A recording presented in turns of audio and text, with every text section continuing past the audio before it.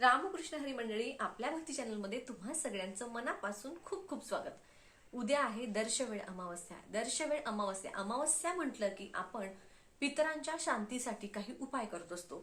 त्याचबरोबर नजर बाधा झालेली असेल किंवा आपल्या घराची गाडीची दृष्ट आपण या दिवशी काढत असतो. अमावस्या हा दिवस वाईट नाहीये, तर अमावस्येच्या दिवशी आपण माता लक्ष्मीची देखील पूजा करत असतो. तर उद्याच्या दिवशी आपल्याला काय काय करायचं आहे तेच मी तुम्हाला सांगणार आहे. तर बघा, सगळ्यात आधी आपल्याला आपल्या घराची साफसफाई स्वच्छता करायची आहे. तुम्ही मिठाच्या पाण्याने, खडे मिठाच्या पाण्याने तुमची फरशी पुसू शकता. त्यानंतर तुम्ही उंबऱ्यावरती आंघोळ वगैरे करून तुम्ही उंबऱ्यावरती हळदीचं लेपन करायचं आहे. अंघोळीच्या पाण्यामध्ये तुम्ही गंगाजल टाकू शकता. या दिवशी गंगा स्नानाला महत्व असतं, मात्र गंगेवर जाणं शक्य नसतं. त्यामुळे 2 थेंब का होईना गंगाजल पाण्यामध्ये टाकायचं आणि त्यांनी अंघोळ करायची. त्या अंघोळ झाल्यानंतर आपण आधी देवांची पूजा करणार. देवांची पूजा झाल्यानंतर आपण याला हळदीचं लेपन आपल्याला उंबऱ्याला करायचं असतं, कारण या दिवशी माता लक्ष्मीची सेवा देखील केली जाते. त्याचबरोबर या दिवशी आपण पितरांसाठी उपाय करायचे असतात. तर तुम्हाला सांगेन मी, पितरांसाठी बघा, तुम्ही एक दिवा लावायचा असतो. आता हा दिवा तुम्ही संध्याकाळी लावू शकता, मात्र सकाळी तुम्हाला काय करायचं तर बघा, एक तांब्याचा तांब्या घ्यायचा, त्यामध्ये स्वच्छ पाणी भरून घ्यायचं आणि त्यामध्ये काळे तीळ टाकायचे आणि हे दक्षिणेला तोंड करून उभं राहून हे पितरांना जल तुम्हाला अर्पण करायचं असतं. ओम पितृदेवताय नमः असं म्हणून हे पाणी पितरांपर्यंत पोहोचतं. अमावस्येच्या दिवशी पित्र बघत असतात की आपण त्यांच्यासाठी काय करतो, आणि जे पित्र, आता बघा, आपण काही वाईट केलं म्हणून पित्र दोष आपल्याला लागतो असं नसतं. तर बघा कसं असतं, काही जी आपले पितृ आहेत त्यांच्याकडूनही काही चुका झालेल्या असतात, त्यामुळे त्यांना मग मुक्ती मिळत नसते आणि त्यांना मुक्ती मिळत नाही की त्यांना त्रास होतो, आणि त्यांना त्रास झाला की मग तो आपल्यावरती येतो. त्यामुळे त्यांना मुक्ती मिळण्यासाठी आपल्याला त्यांना जल, अन्न, आपल्याला दान देखील या दिवशी करायचं असतं. तर बघा, तुम्ही दक्षिणेला तोंड करून हे असं तिळाचं जल तुम्हाला अर्पण, काळेच तीळ त्यामध्ये टाकायचे. ओम पितृदेवतांना म्हणून हे जल तुम्हाला पितरांना अर्पण करायचं असतं. हे तुम्हाला सकाळी करायचं आहे. आता त्याचबरोबर बघा, तुम्ही तुमच्या घरामध्ये भात शिजवायचा आहे. भात तुम्ही बिना मिठाचा शिजवायचा आहे. त्यावरती थोडेसे काळे तीळ टाकायचे आहेत आणि तुमच्या टेरेसवर किंवा बाल्कनीमध्ये त्या कावळ्यांसाठी ठेवायचे आहे. आता तुम्ही कावळ्यांसाठी ठेवले, पण ते कुठल्याही पक्ष्यांनी खाल्लेत तरी काहीही हरकत नाही. तुम्ही गॅलरीमध्ये, बाल्कनीमध्ये, तुमच्या टेरेसवरती कावळ्यांसाठी ठेवू शकता. त्याचबरोबर एक महत्वाची गोष्ट म्हणजे थोडंसं वाटीमध्ये पाणी घ्यायचं आणि त्यामध्ये साखर मिक्स करून असं गोड पाणी देखील तुम्हाला पितरांसाठी ठेवायचं असतं. याने देखील पितरांच्या आत्म्याला शांती मिळते असं म्हणतात. ते तृप्त झाले की आपल्याला भरभरून आशीर्वाद देतात. त्यामुळे त्या पितरांना त्रास न होऊ नये, आपल्या पूर्वजांना त्रास होऊ नये, त्यासाठी आपल्याला हे करायचं असतं. आता बघा, तुमच्या घरामध्ये कुठल्या वयोगटातील, म्हणजे जर वृद्ध असतील किंवा मग काही अशा तरुणपणी गेलेले असतील, जेही मृत पावलेले व्यक्ती असतील, त्यांचं वय लक्षात घेऊन तुम्ही गरजूंना दान करू शकता. ज्यांना गरज आहे त्यांनाच करा. बघा, फुटपाथवर वगैरे बरेच लोक असतात की ज्यांना खरंच गरज आहे की ते झोपतात. आता बघा, थंडीचा महिना चालू आहे, तर तुम्ही स्वेटर, ब्लँकेट अशा, त्याचबरोबर रग म्हणतात काळ्या रंगाच्या, अशा वस्तू दान करू शकता. त्यांचं वय लक्षात घेऊन त्यांच्या नावाने तुम्ही हे दान करत आहात असा तुम्हाला मनामध्ये भावना ठेवून ते दान करायचं असतं. त्याचबरोबर या दिवशी अन्नदानाला देखील खूप महत्व आहे. एखाद्या व्यक्तीचं पोट भरेल एवढं तरी अन्न आपण दान करू शकतो. मी असं म्हणत नाही की तुम्ही खूप सारं दान करा. तुम्ही 4-5 वडापाव विकत घ्या आणि तेच गरजूंना द्या. त्याचबरोबर पाण्याला देखील, पाणी दान करण्याला देखील महत्व आहे. 10-10 रुपयाच्या बिस्तरीच्या 2 बॉटल का होईना तुम्ही एखाद्या गरजूला द्या. असं हे दान तुम्ही करू शकता. कपडे, उबदार वस्तू तुम्ही, आता हिवाळा भरपूर आहे तर दान करू शकता.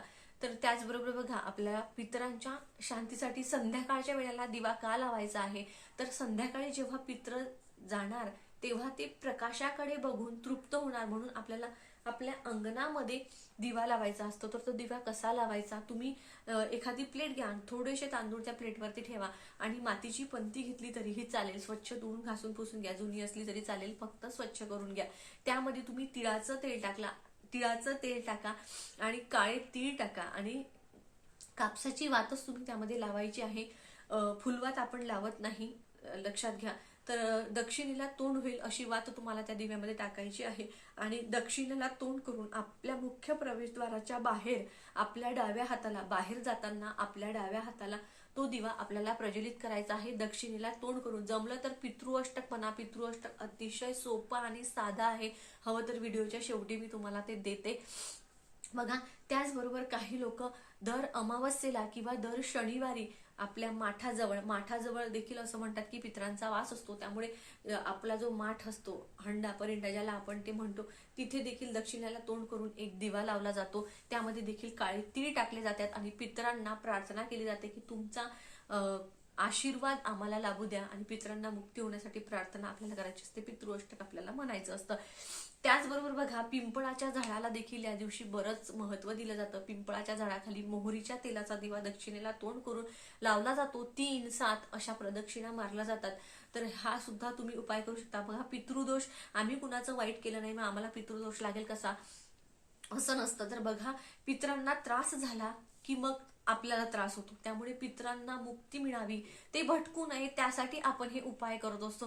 प्रत्येक वेळेस असं त्याच्यामध्ये काढत बसायचं नाही की हे कशासाठी ते काय. बरं, ज्याला पटते त्यांनी करावं, ज्याला पटत नाही त्यांनी करू नये. अगदी साधे सोपे उपाय आहेत, तुम्ही आवर्जून करा. तुम्हाला याचा खरंच खूप चांगलं, याच अमावस्येला नाही तर दर अमावस्येला हे करून बघा. तुम्हाला तुमचा फरक जाणवेल. तुमचा व्यवसायामध्ये अडथळे येतात बघा. आपण आपल्या पितरांची जेवढी सेवा केली ना तेवढी कमीच असते, त्यामुळे जेव्हा आपल्याला वाटेल तेव्हा आपल्या पितरांची दर अमावस्येला आपण सेवा करायची असते. तर तुम्ही हे करा, तुम्हाला खरंच चांगला अनुभव येईल. तुमच्या घरामध्ये पैसा टिकत नाही, आजारपण सतत वाढत राहतं, तर ते कमी होईल. त्याचबरोबर बघा, या दिवशी आपण उतारे करत असतो. उतारे म्हणजे काय, तर एखाद्याला नजर लागली असेल तर तो उतारा काढत असतो. मीठ, मोहरी, मिरच्यांनी तुम्ही मुलांची दृष्ट काढा, 7 वेळा याच्या अंगावर उतरा आणि बाहेर ते नेऊन जाळू शकता तुम्ही गौरीवर. आता बरेच जणांचं असं होतं की गॅसवर जाळू का, पण गॅसवर कधीच जाळायचं नसतं. नजर कधीच आपल्या घरात जाळायची नाही, ती बाहेर नेऊनच जाळायची असते. दुसरी गोष्ट, नारळाचा उतारा तुम्ही करू शकता. नारळ घ्यायचा म्हणजे श्रीफळ घ्यायचं, त्यावरती कोरड्या शेंदूराने त्रिशूळ काढायचा. तो त्रिशूळ काढल्यानंतर तो नारळची शेंडी समोर आपल्याकडे हातात असा पकडायचा आणि 7 वेळा आपल्या घरावरून उतरवायचा. 7 वेळा तुम्ही गाडीवरून उतरवू शकता. कुणाला नजर लागली असते, मुलं असतील, पण लक्षात घ्या, एकच नारळ सगळ्यांवरून उतरवायचा नसतो, वेगवेगळा नारळ आपल्याला घ्यायचा असतो आणि हा नारळ तुम्हाला अशा ठिकाणी नेऊन टाकायचा असतो की जिथे कुणाचा पाय पडणार नाही. तुम्ही वाहतं पाणी असेल तर त्यामध्ये सोडू शकता किंवा मग एखाद्या दूर ठिकाणी नेऊन तुम्ही टाकून देऊ शकता. मात्र जाताना कुणाशी बोलायचं नाही, येताना कुणाशी बोलायचं नाही, वाटेत कुणाशी कुठे थांबायचं नाही, सरळ जायचं, सरळ यायचं. घरात येण्याआधी बाहेरच आधीच पाणी भरून ठेवायचं. पाय स्वच्छ धुवून तुम्हाला घरात यायचं असतं. तर अशा प्रकारे तुम्ही उतारे देखील काढू शकता. त्याचबरोबर आपल्या घरामध्ये नकारात्मकतेने प्रवेश करू नये म्हणून आपण कोहळा बांधत असतो. तर कोहळा हा अशाच ठिकाणी बांधावा, मुख्य प्रवेशद्वाराच्या बाहेर, की त्याच्या खालून आपल्या घरात येणारा व्यक्ती त्या कोहळ्या खालून आला पाहिजे. तर त्या कोहळ्याला आणल्यानंतर स्वच्छ धुवून घ्यायचं असतं, त्यावरती कुंकवाने स्वस्तिक काढायचं असतं, एक लांब रेष अशी काजळाची ओवळायची असते, एक स्वस्तिक. त्याचबरोबर तुम्ही त्यावरती ओंकार काढू शकता आणि एक लांब अशी रेष तुम्हाला काळ्या काजळाने काढायची असते. आणि हा जो देवासमोर ठेवून त्या कोहळ्यामध्ये सगळी नकारात्मकता शोषून घेण्याची शक्ती असते. तर तिथे त्या कोहळ्याला उचलून नंतर देवासमोरच ही आधी पूजा करून घ्यायची, नंतर तो आपल्या मुख्य प्रवेशद्वारावर बांधायचा. कोहळा खराब झाला तर घाबरायचं नाही, तो नकारात्मकता शोषून घेतो, त्यामुळे खराब होतं आणि म्हणून मग तो खराब झाला की काढून फेकून द्यायचा. आणि शनिवारी तुम्ही लावू शकता. अमावस्येला फार दिवस वेळ असेल तर तुम्ही शनिवारी आणून लावा किंवा मग अमावस्या तुम्ही बदलू शकता. खराब नसेल झाला तर राहू द्यायचा तसा. मात्र कोहळा फक्त अशाच ठिकाणी लावा की त्याच्या खालून आपल्या घरामध्ये येणारा व्यक्ती त्याच्या खालून आला पाहिजे. तर असा हा कोहळ्याचा उपाय देखील तुम्ही करू शकता. असे सुंदर असे छोटे छोटे उपाय आहेत. अजून एकदा परत सांगेन की ज्यांचा यावर विश्वास नाही त्यांनी ह्या गोष्टी करू नये. ज्यांना खरंच या गोष्टींमधून अनुभव आलेले आहेत त्यांनी आवर्जून करावं, त्यांना खरंच खूप चांगले अनुभव येतील.